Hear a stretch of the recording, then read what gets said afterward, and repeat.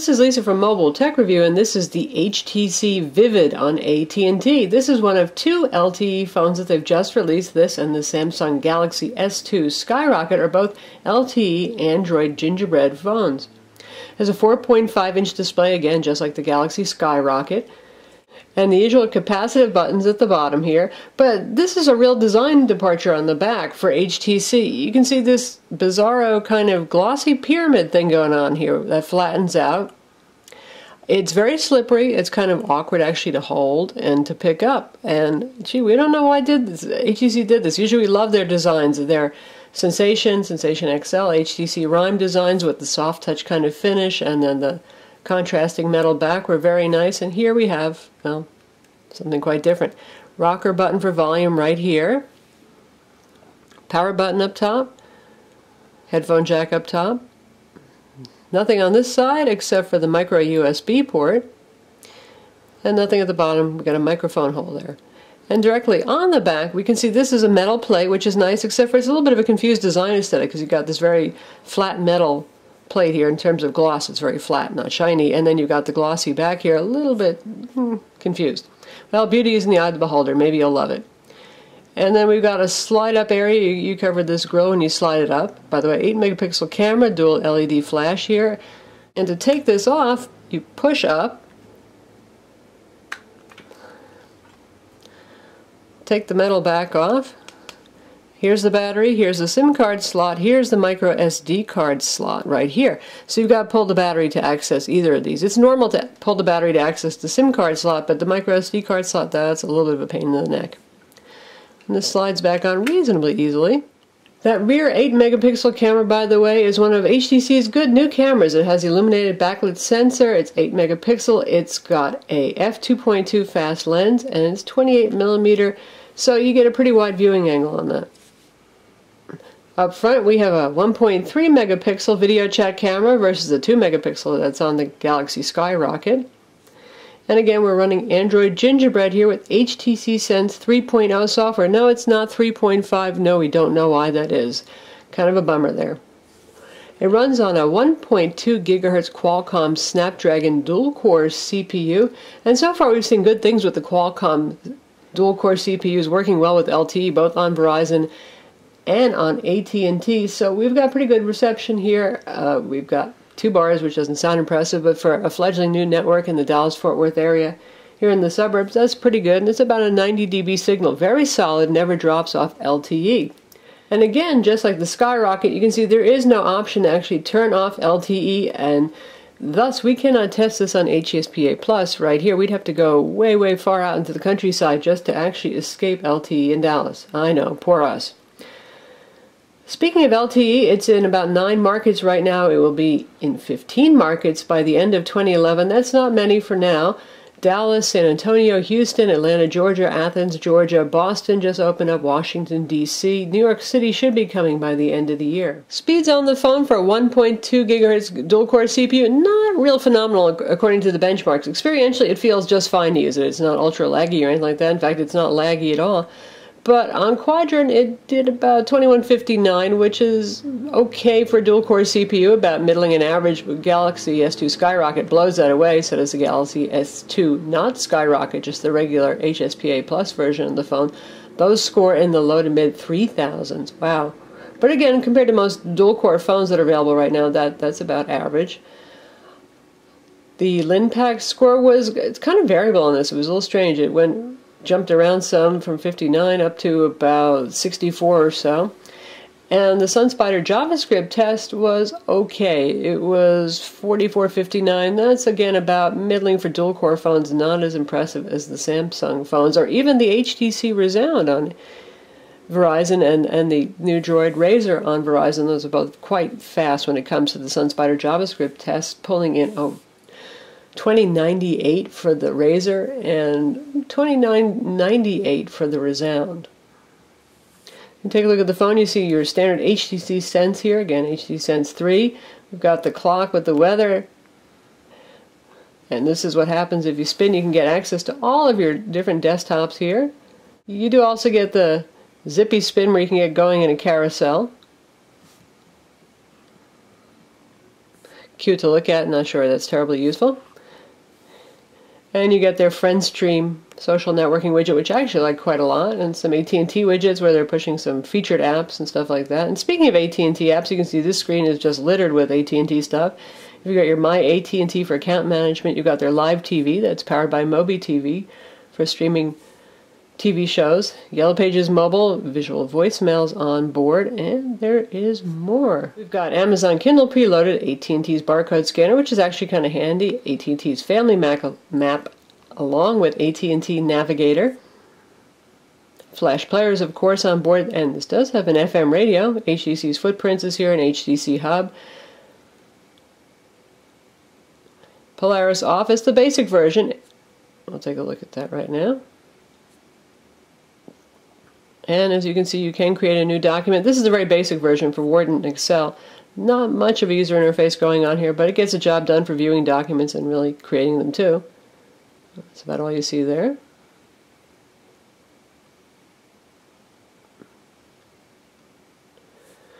We've got the Wi-Fi hotspot application. That means you can use this as a mobile hotspot, and if you're in an LTE area, that really rocks because, my God, LTE speeds are fast. Take a look at our speed test results here. And you can see we've got like 25 megabit per second, 23, 24.6, 26, and even as high as 34 outdoors, pretty close to an antenna. And upload speeds are ranging from 10.6 all the way up to 19 megabits per second. That's amazing, and you can see the ping times are also very, very fast. So, granted, hardly anybody's on the network now. This is a new network. There are not many LTE devices available, but it bodes well for when the network is loaded down. It will certainly see speeds, I would say, that are as good as Verizon's on LTE. And now for size comparison here, we have the Vivid on the right, we have the Galaxy S2 Skyrocket by Samsung in the middle, and the iPhone 4S, which of course is going to be the smallest guy because it has a 3.5-inch screen, while both of these guys have 4.5-inch screens. The difference in screen, this has Super AMOLED display, this has a standard Super LCD display, so you don't get those super bright popping colors, but you know what, this is actually a very nice juicy display, lots of strong colors here, and more color accuracy than the Super AMOLED on this one.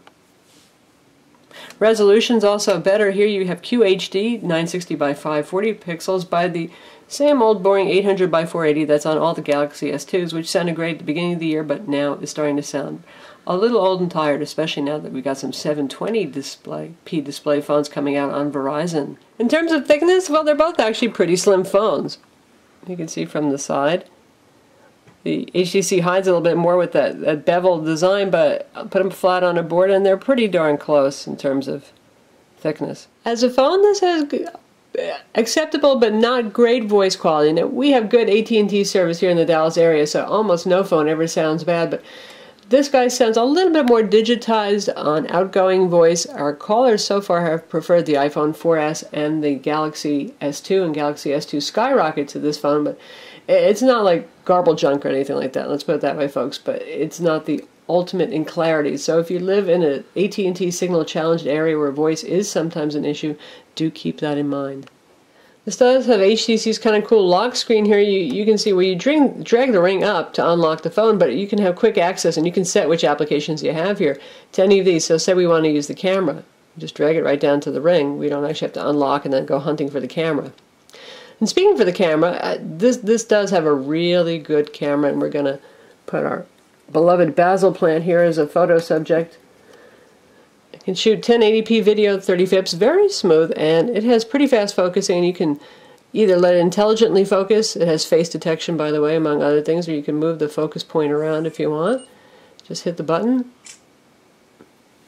Takes a picture quickly, focuses pretty quickly, even in fairly low light. We're not in super bright conditions here. You can control the flashes, switch between your cameras, switch between video mode and camera mode, and you've got self-timer scenes. Lots of scenes right there. White balance, ISO, resolution, widescreen options, geotagging, auto-enhancing, autofocus, face detection, all sorts of stuff there. And you've also just got that for the quick visual for effects here. You can choose panorama, HDR, no effect, distortions, vignetting, depth of field stuff. All pretty good stuff. In In terms of standard software, everything is here. Google Maps and navigation, Google Search, YouTube Player, Internet with Adobe Flash. Now we're up to 11. The Android market. We'll take a look at the web browsers so we can see speed over the LTE network, which is really good. And we'll visit our own site. And also you can see this is the usual HTC keyboard, which I like pretty well. You can press and hold to get to numbers without having to switch. And here we go. Fast.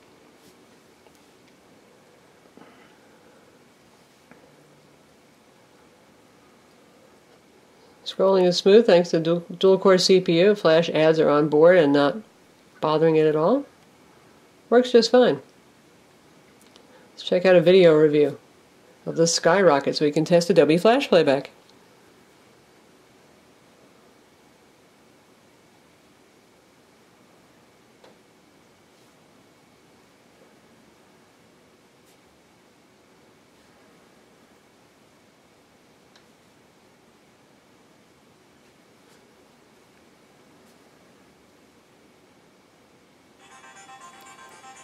So here we are, and you can hear the speaker. It's pretty decent. This is much like the Galaxy S2 on AT&T, but there's a couple of important differences. You've got a 4.5-inch pop that out to full screen 480p.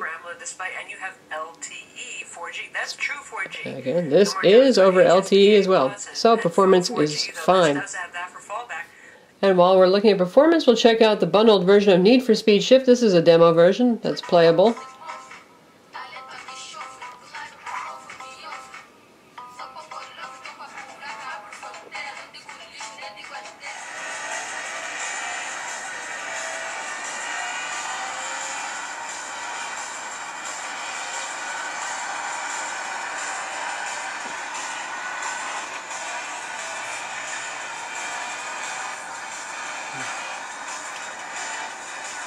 So it plays perfectly well and perfectly smoothly, and you can hear what the speaker volume's like in the game. We have it almost to max, but not quite.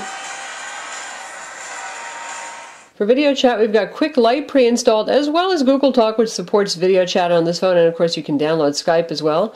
Twitter's pre-installed also, as is Facebook for social networking. We have Car Panel here. Some of you really like that. Access to HTC footprints, navigation, voice searching, making a call, and so on, somewhat more safely while you're driving a car. The phone can play up to 1080p video, and it has an MHL adapter. That's basically an adapter that takes the USB port on the side here and converts it into an HDMI full-size port, and that's sold separately. Works just fine though for mirroring. And now we're taking a look at Movies, which is really M-Spot Video, who AT&T has been partnering with lately, and you can rent content from them at a not hugely competitive price, like $5 for a popular movie. But they do have some pretty high quality trailers, so we're going to watch that. By the way, M-Spot requires you have to have Wi-Fi on, whereas AT&T Mobile TV wants you to have it off. It's your turn.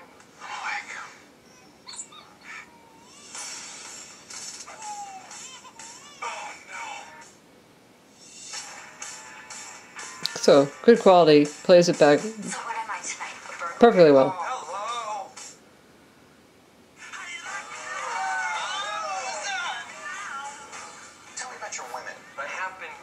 So that's the HTC Vivid on AT&T. It's available now for $199 with contract. That makes it $50 less than the Galaxy S2 Skyrocket. It has a 4.5-inch QHD display, 1.2 GHz dual-core processor, the usual Wi-Fi, Bluetooth, and a GPS. That's Bluetooth 3.0, by the way, and Wi-Fi 802.11n. Has 8 megapixel rear camera, very good camera, front 1.3 megapixel video chat camera, and it runs Android Gingerbread with HD Sense 3.0.